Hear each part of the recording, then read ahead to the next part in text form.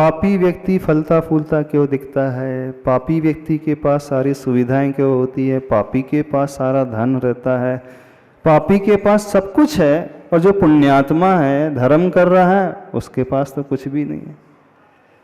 ऐसा क्यों है? क्या वहाँ कर्म सिद्धांत में कोई भेदभाव है कि अथवा कर्म सिद्धांत नाम की कोई चीज़ होती ही नहीं है? हम किसे माने, किसे नहीं माने? एक एग्जाम्पल देते हैं। एक व्यक्ति ने किसी का मर्डर किया, कोर्ट में प्रूव भी हो गया और उसे सजा हो जाती है आजीवन कारावास। अब जीवन भर के लिए उसे जेल में सजा काटना है, और बहुत उसने यंग एज में अराउंड 24-25 का था, मर्डर किया और पकड़ा गया और सजा भी सिद्ध हो गई और मिल गई। अब सजा काटते काटते जब उसने मर्डर किया था उस समय बहुत वो क्रूर, एकदम हिंसक, ऐसे परिणाम को लेकर के क्रोध उसके नाक में ही बैठा रहता था। जितनी क्रूरता वो कर सकता था वो हमेशा उस क्रूर परिणामों से भरा था। लेकिन जब जेल गया कुछ सालों के पश्चात, अब वह अपने नेचर को बदल लेता है। अब उसकी क्रूरता बहुत कम हो गई, वो जेल में रह करके बहुत अच्छे अच्छे काम करने लगा। जो नए कैदी आते थे, अन्य कैदी जो बीमार रहते थे, जो वृद्ध कैदी थे, उनकी वो सेवा करने लगा। जिस परिसर में रहता था उसको बहुत स्वच्छ बना करके रखने लगा। जेल में अच्छे अच्छे काम, पूरी गार्डनिंग अच्छे से करने लगा। और जेल में एक मंदिर भी होता है छोटा सा, हम लोग गए थे आगरा जेल में, एक मंदिर भी होता है। सब लोग कैदी लोग अपने इष्ट की आराधना भी करते हैं, तो वो सुबह शाम अपने इष्ट की आराधना भी करना।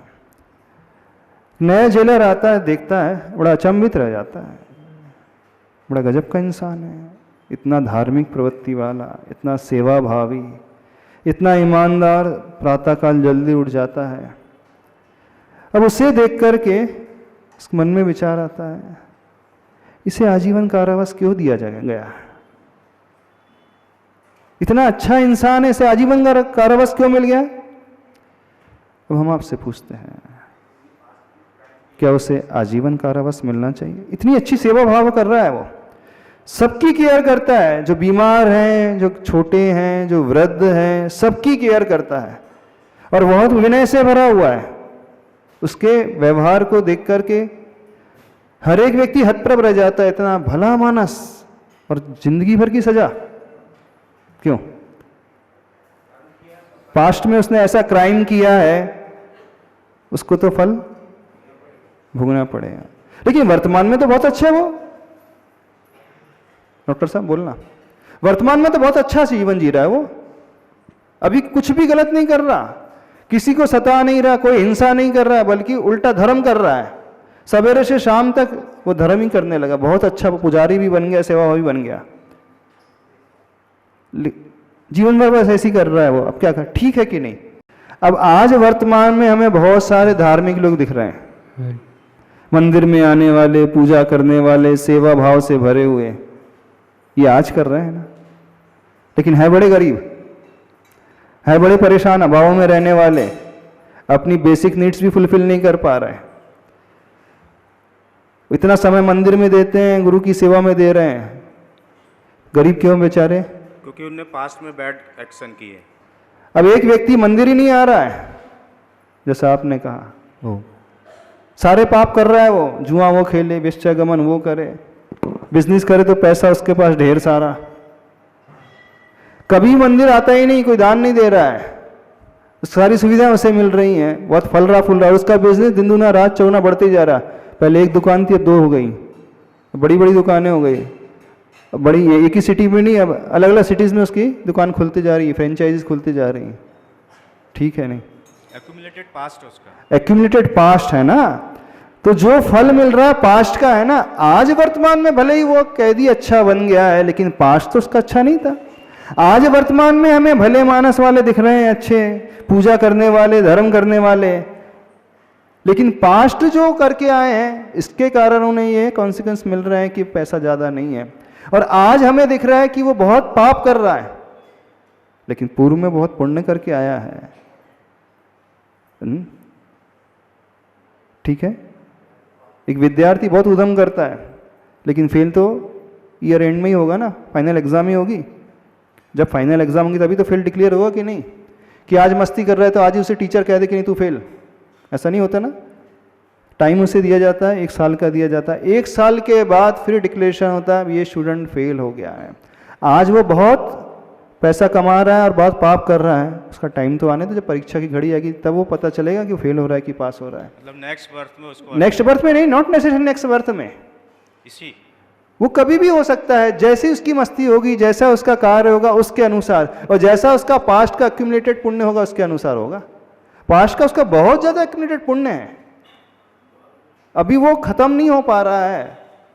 अब आप कहोगे महाराज ये तो दिखता तो है नहीं, ये सब तो बहलाने की बात है, फुसलाने की बात है, समझाने की बात है, हम तो यही देख रहे हैं जो पाप किए जा रहा है बढ़ते चले जा रहा है, धर्म किया जा रहा है। कहीं ना कहीं तो हमें विश्वास करना पड़ेगा, और फैक्ट यही है। जैसे वो कैदी आज अच्छा बन गया है लेकिन कल तक तो बहुत क्रूर था, आज परिस्थिति ऐसी हो गई तो अच्छा बन गया। जितने धर्म कर रहे बैठे हैं ना, मजबूरी में बैठे हैं 99% लोग, पूछ लो 99% लोग जितने मंदिर में आ रहे हैं, पूजा कर रहे हैं, अभिषेक कर रहे हैं, स्वाध्याय कर रहे हैं, 99% की बात कर रहे हैं, क्योंकि सभी लोग बहुत दुखी हैं। हाँ देखना, इनसे पूछना क्यों धर्म कर रहे हैं, सब दुखी होकर के आ रहे हैं। सबको सजा मिली है ना, बोले अब सजा मिली गई है, अब कुछ तो वर्तमान सुधार ही लो। तो इससे क्या फायदा हो जाता है, जब वो वर्तमान में अपने आप को बदल लेता है तो उसकी सजा रिड्यूस भी हो जाती है। उसके एटीट्यूड को देख करके, व्यवहार को देख करके, ये राइट है जेलर के पास, वो रिपोर्ट बना करके भेजता है बहुत अच्छे, पिछले लास्ट 5 साल से बहुत अच्छा जीवन जी रहा है, बदल गया है, तो उसकी सजा कम भी हो जाती है। होता है फैक्ट, उसका असर पड़ता है। आज धर्म करने लगा, आज अच्छा करने लगा तो इसका भी फल मिलता है।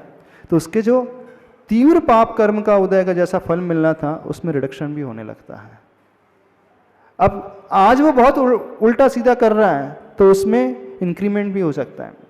अब देखना, एक बहुत अच्छी बात बता रहे हैं, सिद्धांत की बात बता रहे हैं। हमेशा एक बात कही जाती है, सबसे कही जाती है, भाव हमेशा अच्छे रखना चाहिए, व्यक्ति को सोच हमेशा अच्छी रखना चाहिए। क्यों कही जाती है, इसके पीछे कारण समझो ना क्या होता है। 4 कार्य एक साथ होते हैं जो हमारे भाव होते हैं, चाहे अच्छे भाव हम कर रहे हैं चाहे बुरे भाव कर रहे हैं। मान लीजिए वर्तमान में हम बहुत गुस्सा कर रहे हैं, बहुत गलत तरीके से रह रहे हैं, बहुत गलत सोच अपने भीतर पैदा करते रहते हैं, फिजिकली बहुत गलत हरकतें करते रहते हैं। जिस समय हमारे भाव खराब हैं उस समय नियम से कौन से कर्म का बंध होता है, अच्छे कि बुरे? अच्छे का तो बंध नहीं होगा ना, बुरे का कर्म यानी वो पाप कर्म का बंध होता है।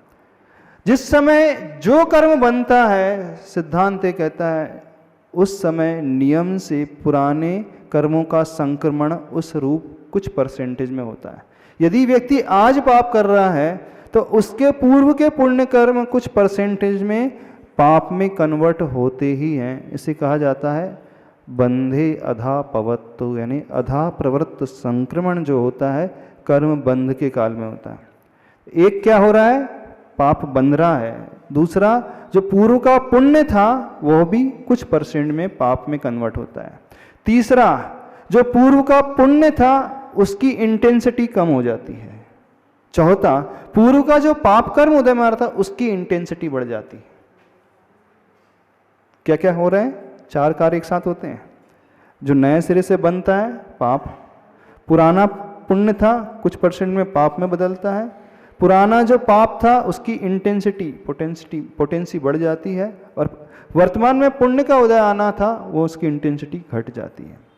ठीक विपरीत भी ऐसी होता है, जब व्यक्ति अच्छे भाव अपने भीतर पैदा कर रहा है, धर्म के भाव भीतर पैदा कर रहा है, तो उस समय नियम से साता कर्म का ही, पुण्य कर्म का ही आश्रय होता है। और जिस समय पुण्य कर्म बांधते हैं हम, उस समय पुराना पाप कुछ परसेंटेज में पुण्य में कन्वर्ट होगा। तीसरा कार्य, पुराना पाप है उसकी इंटेंसिटी कम हो जाएगी, और चौथा पुराना पुण्य है उसकी इंटेंसिटी बढ़ जाती है। उसका अनुभाग, शास्त्रों में जिसे अनुभाग कहा जाता है, समझने के लिए उसकी क्वालिटी, इंटेंसिटी में उसकी क्वालिटी बढ़ जाती है।